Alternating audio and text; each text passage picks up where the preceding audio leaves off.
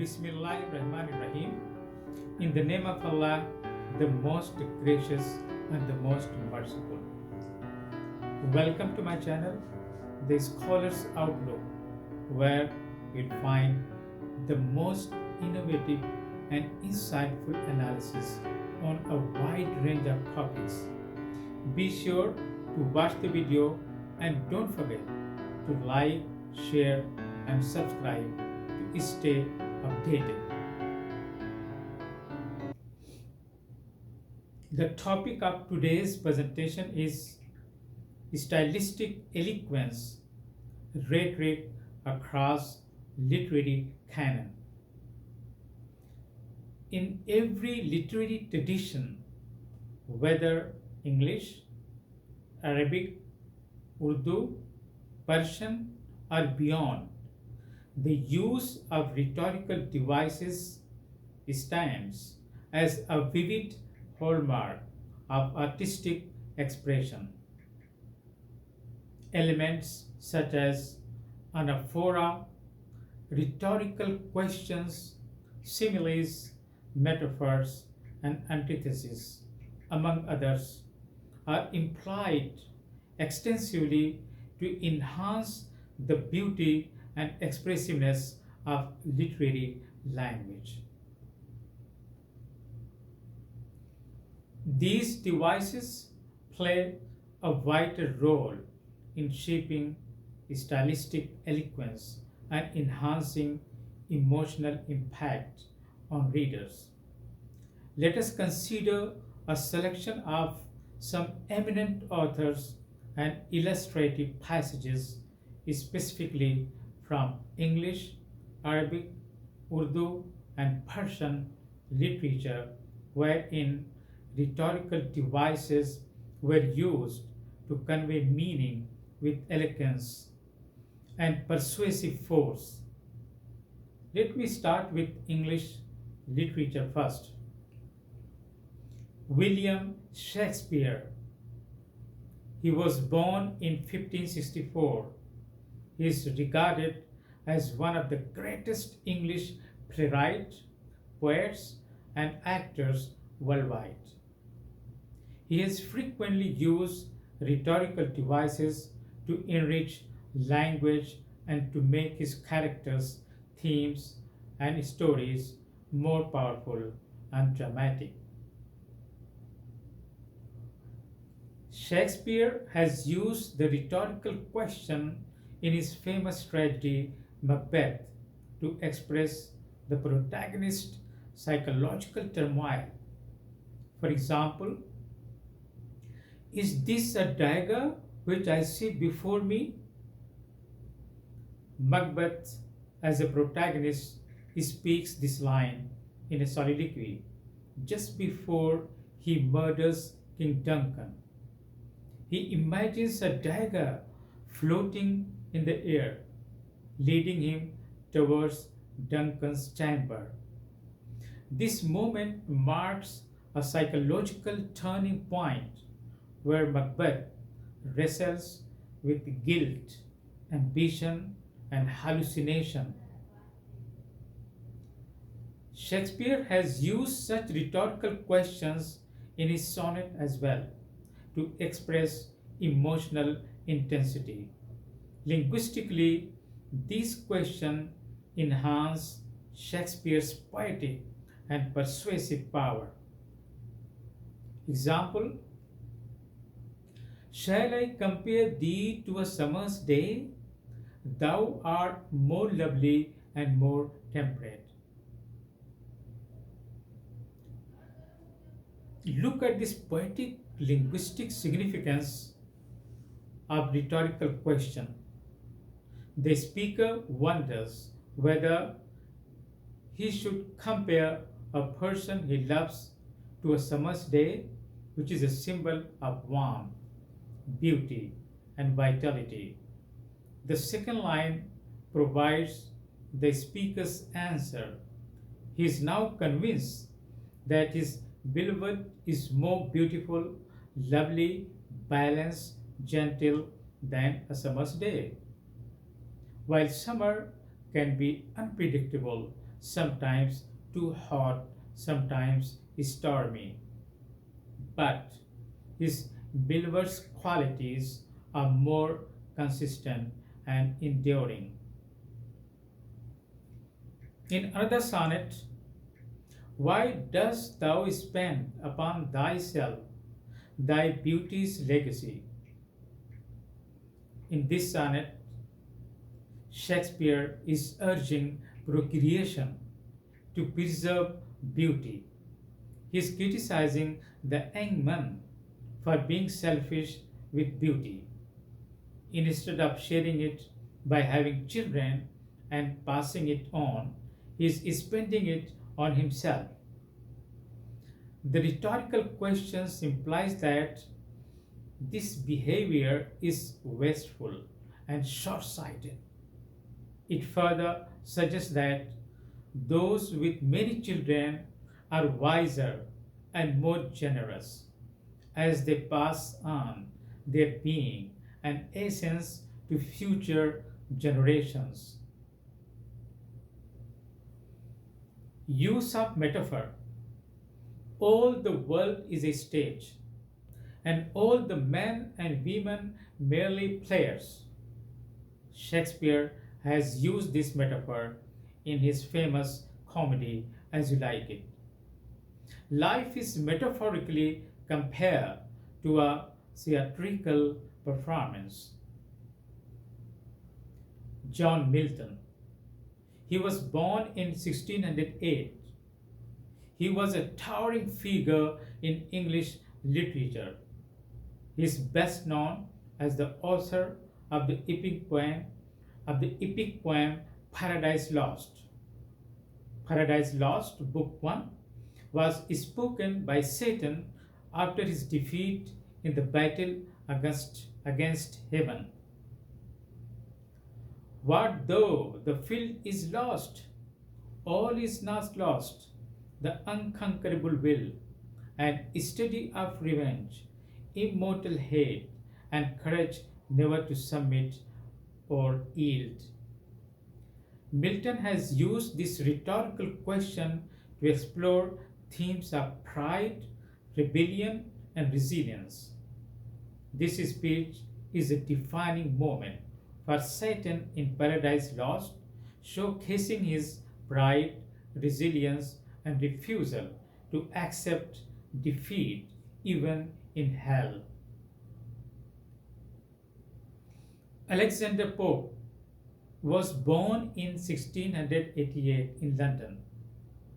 He was a prominent English poet, satirist, and translator of early 18th century, best known for his mastery of heroic couplet and his sharp wit. Look at his use of antithesis. To err is human, and to forgive is divine.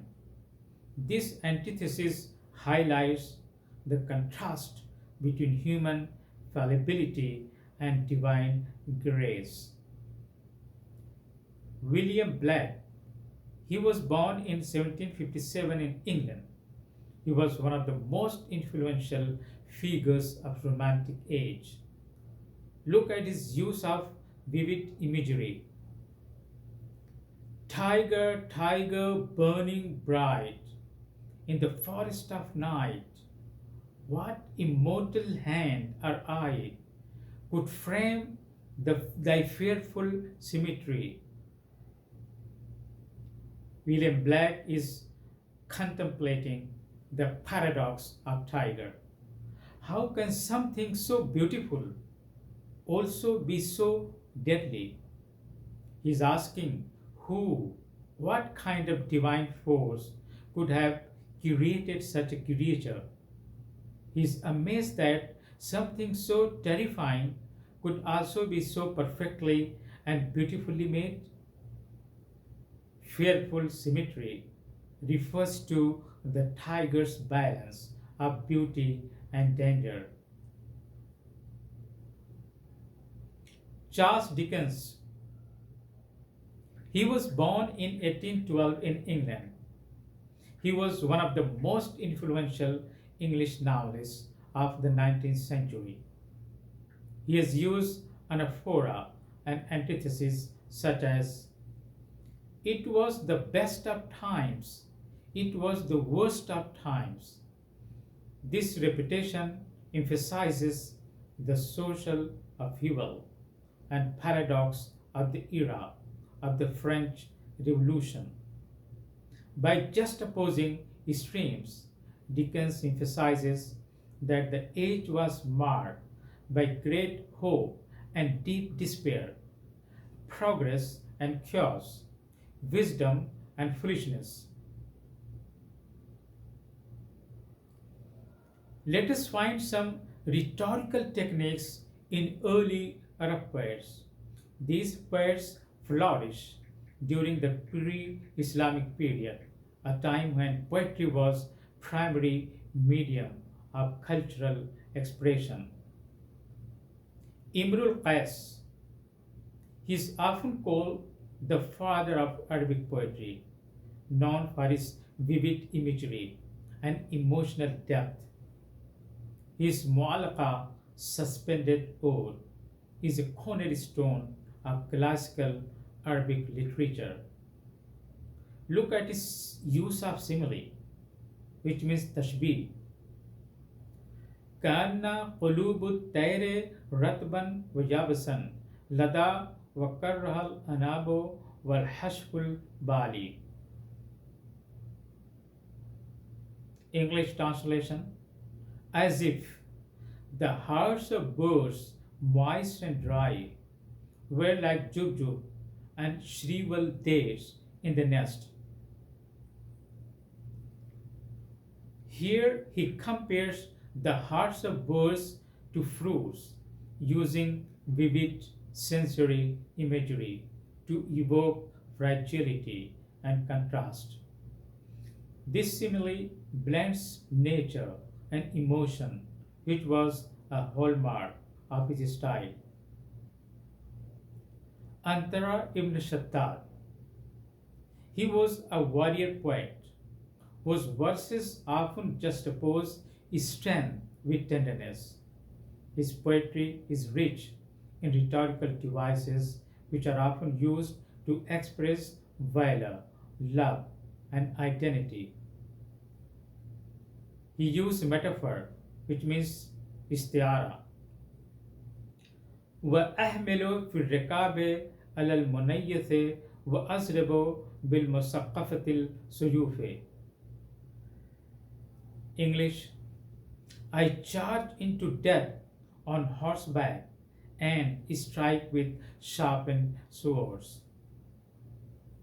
Antara metaphorically refers to death as a destination he rides toward, emphasizing his fearlessness in battle.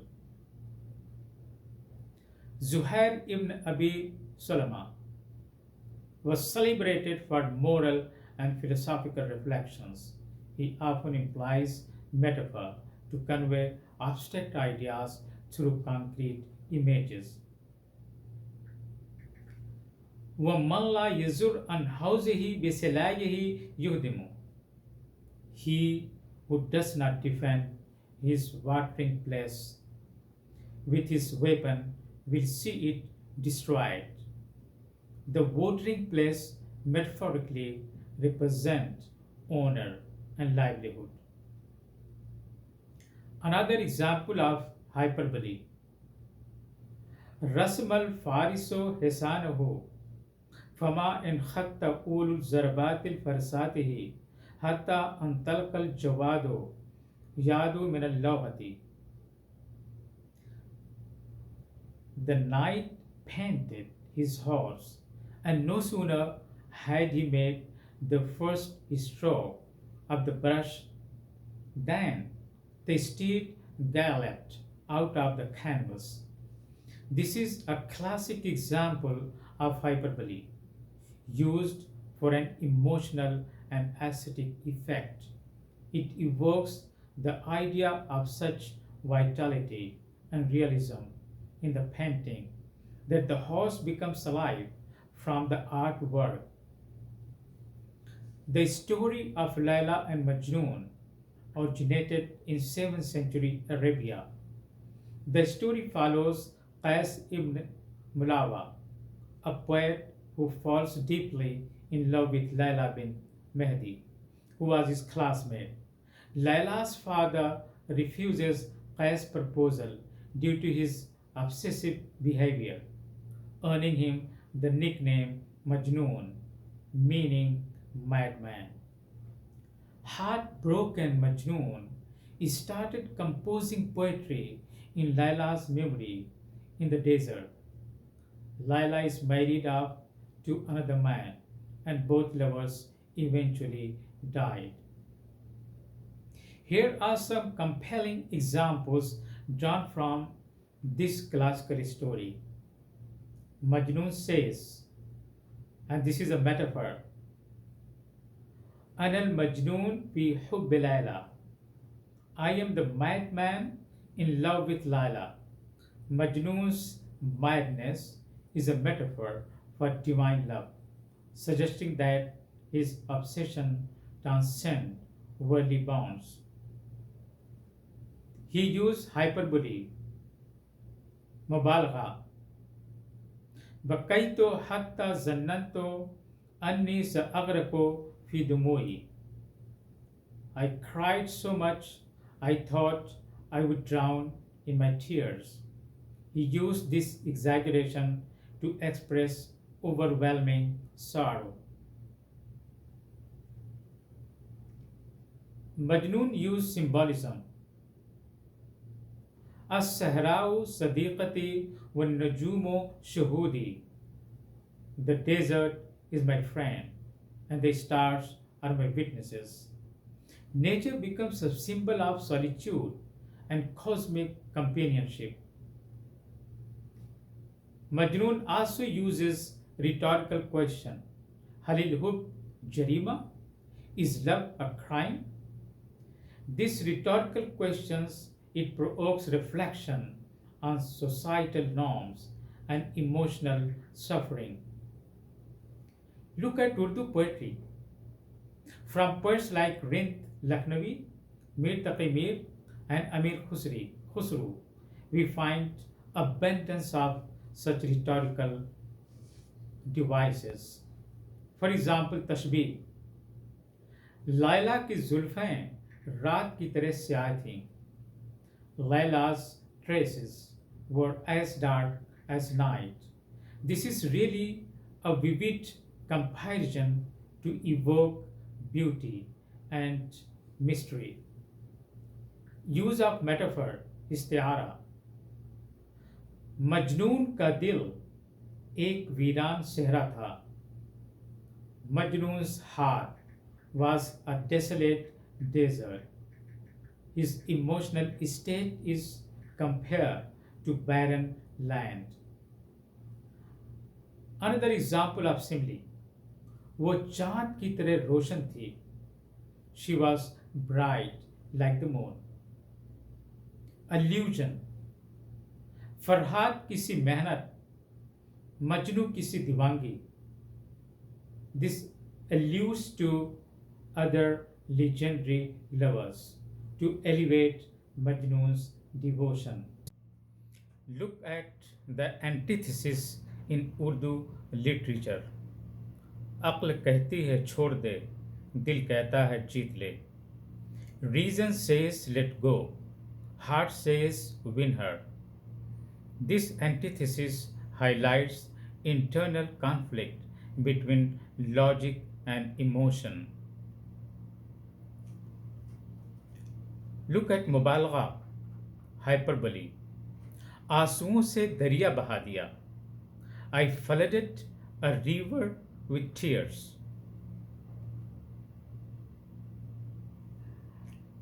Look at rhetorical devices in Persian literature. Shiri and Farhad is a legendary Persian love story. It was told by Nizami Ganjavi in his epic Khusru and Shiri in ancient Persia. Shiri was a beautiful Armenian princess. She was loved by both Khusru, the Persian king, and Farhad, a humble sculptor. Khusru was jealous of Farhad's devotion, so he assigned him an impossible task to carve a channel through a mountain to bring milk to Shiri's palace.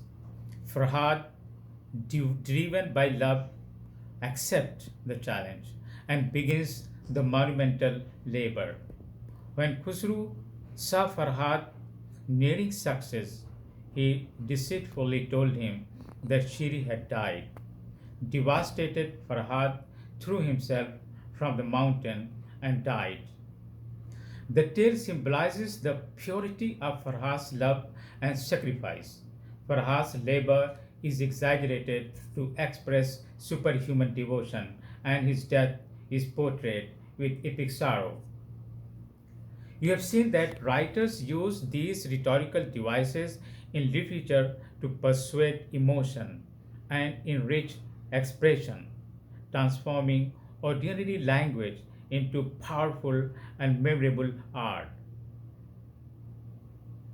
The rhetorical devices make ideas, arguments more convincing and more impactful. They allow readers to connect deeply with characters and themes, thereby making their language more vivid, rhythmic, and memorable. Thank you so much for listening with patience.